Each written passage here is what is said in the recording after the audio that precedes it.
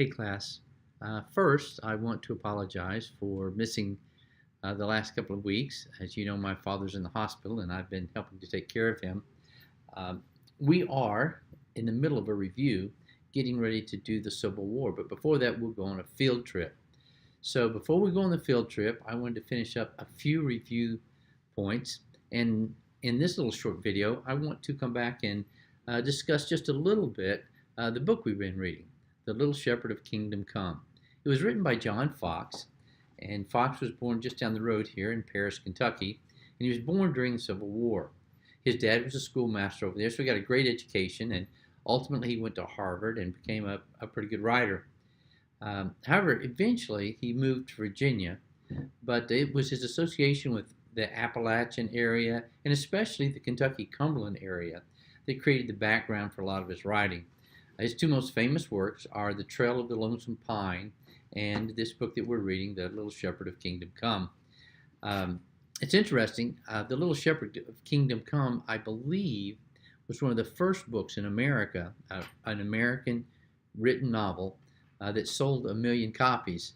The other one, The Lonesome Pine, The Trail of Lonesome Pine, it actually sold 2 million copies. This book is like a lot of books during that time. It was written in chapters that ended up in a magazine, and it was finally in 1903 when it was published as a book. But that was over 100 years ago, and it was written, that would be about 35 or 40 years after the Civil War. So, The Little Shepherd of Kingdom Come is known as what we call an historical fiction. And what that means is that it's a story that has elements that are true. It is set in a historical setting, and so there will be people and events that you can read about in your history book. But the primary characters, and in this case it's Chad Buford, are fictional. And so I want to go ahead and work through to take a few minutes to review this book. First, the storyline or the plot. Of course, the plot, it's a series of events which are interrelated and keep the action moving.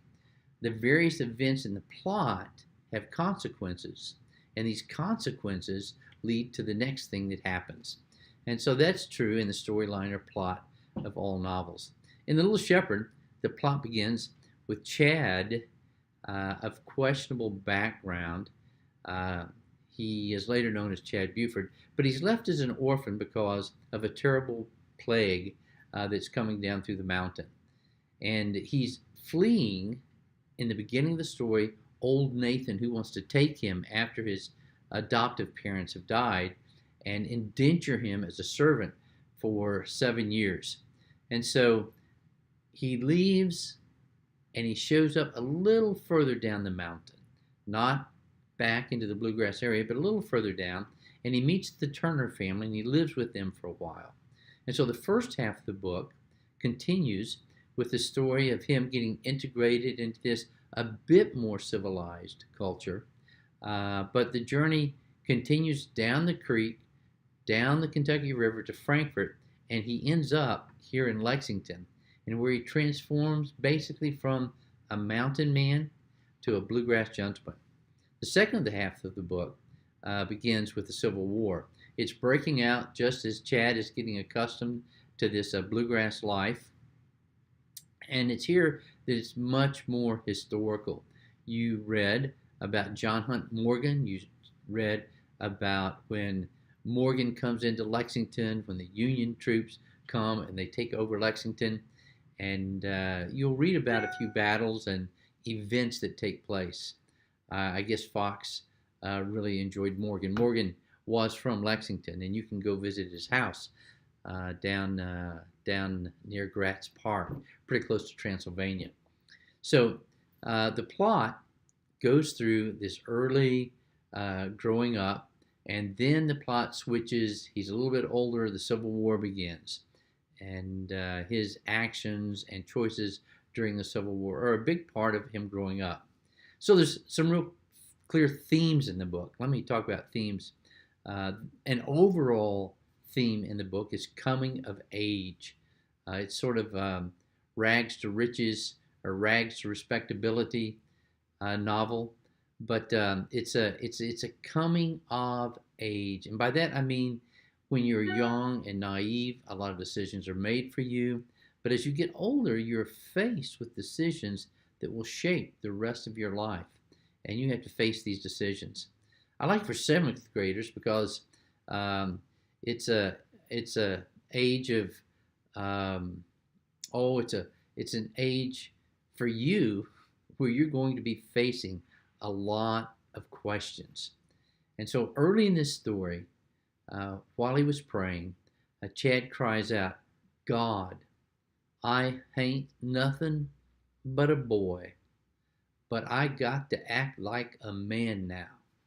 And this is after burying his adoptive mother before heading down the mountain. Then, through the next 300 pages, you see him making choices. He chooses between mountain life and city life, the simple Melissa or the more sophisticated Margaret. But most notably, the question that he's introduced to in the second half of the book is, as this war between the North and South breaks out, which is the righteous side? Which side should he fight for? There's another place that he comes of age, and you may have missed it because it's pretty subtle. It's an explanation of Chad basically being born again. If you got your book, flip open to page 13 because it was easy to miss what's going on. But an amazing storm has taken place. And the author writes, quote, he could never forget this. Speaking of Chad, all it meant to him, young as he was then, was unrolled slowly as the years came on. More than the first great rebellion of the powers of darkness when, in the beginning, the Master gave the first command that 7 days' work of his hand should float through space, smitten with the welcoming rays of a million suns. See, he's talking about when God created the earth and set it out, and those suns are actually the stars. Millions of suns, more than the beginning, thus, of light, of life. More even than the first birth of a spirit in a living thing. For long afterward, he knew that it meant the dawn of a new consciousness to him, the birth of a new spirit within him, and the foreshadowed pain of its slow mastery over his passion-racked body and heart. So Chad has just been in this unique storm. I don't know if you've ever been in one where the clouds are sort of it's like everything's in 3D in a movie, and there's just sort of a crisp, almost emptiness in the air. Things go on in the atmosphere, and it gives you a feeling. Well, Fox takes that motif, takes that experience, and he really uses that to explain Chad becoming born again. Okay, well, let's keep moving through. Another theme, in addition to coming of age and spiritual redemption, and another theme is heritage. There's a sense of one's place in society being inherited, yet at the same time, it's something that one could improve. When Fox describes the community where the Turners and the Dillons live, that's where Chad escapes to in the beginning, he ranks the populace by social divisions. At the top, the farmer, now and then a slaveholder and perhaps of gentle blood, I'm reading, who had dropped by the way on the westward march of civilization and had cleared some rich river bottom at a neighboring summit of the mountains, where he sent his sheep and cattle to graze, where a creek opened into his valley, some free settler whose grandfather had fought at King's Mountain, usually of Scotch-Irish descent, often English, but sometimes Germans or even occasionally Huguenot, would have his rude home of logs.